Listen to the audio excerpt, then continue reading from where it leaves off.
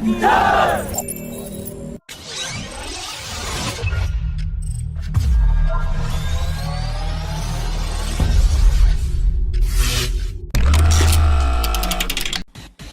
Indian Navy has told the Aeronautical Development Agency that it will be procuring 45 twin-engine deck-based fighter jet from Hindustan Aeronautics when it enters service in 2031, and after the second batch orders are placed, TEDBF's final order might cross 80 units.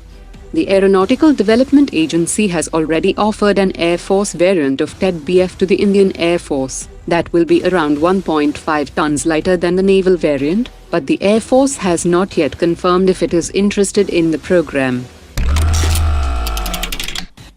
The carriage and captive trials of Astra Mark 1 and ASRAAM missile has been completed from the Tejas Mark 1A flying test bed, and soon the developmental user trials of both the missiles will be carried out, so that the first batch of Tejas Mark 1A that begins delivery from 2024 comes equipped with both the missiles. That will give it an additional combat punch in its air-to-air configuration. The Indian Air Force has announced that it will retire one more squadron of the MiG-21 Bison by 30th September, and one squadron of MiG-21 aircraft would be phased out every year, which means that the remaining 3 squadrons of the MiG-21 would be completely phased out by 2025.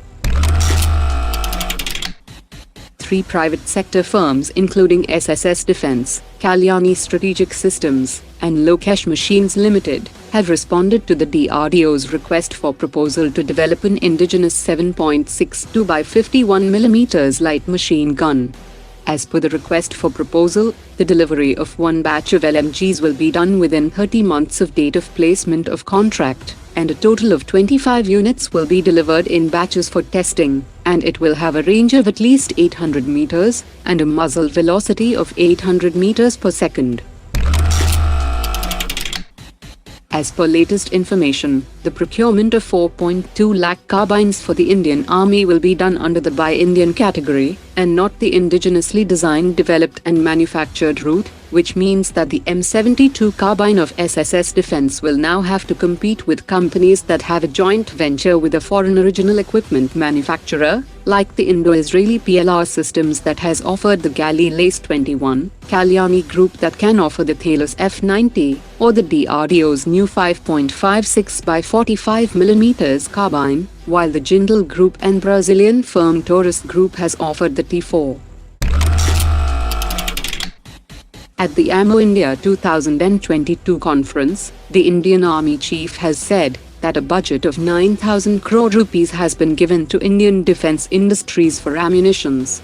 The Army Chief was also briefed on the 100 km range Gaurav long-range guided bomb with deployable wings that has been manufactured by Adani Defence. It has a mass of 1,000 kilograms and can be launched from Su-30 aircraft for engagement of land-based targets. The existing supplier base and ecosystem of the Astra Mark 1 missile will benefit the VL-SRSAM program, as the Astra Mark 1 missile is known to be the baseline for VL-SRSAM that will additionally drive down the cost, making it highly competitive in the export market. Chances are that the DRDO will use the same vertical launch system to launch the 160 km range Astra Mark 2. As the dimensions of both the Astra Mark 1 and Mark 2 missiles are quite similar. The Indian Navy has received 2 MH-60 multi-mission helicopters from the US at Cochin Airport yesterday, that arrived on board a C-17 aircraft of the US Air Force. The third helicopter is scheduled to be delivered next month, while the delivery of remaining 21 units will be completed by 2025. Ahead of its planned induction into service next month, Cochin Shipyard has delivered India's first indigenous aircraft carrier Vikrant to the Indian Navy, and officials have said that the aviation trials of the MiG-29K fighters and helicopters like Camov-31 and MH-60 from the deck of INS Vikrant will start later this year.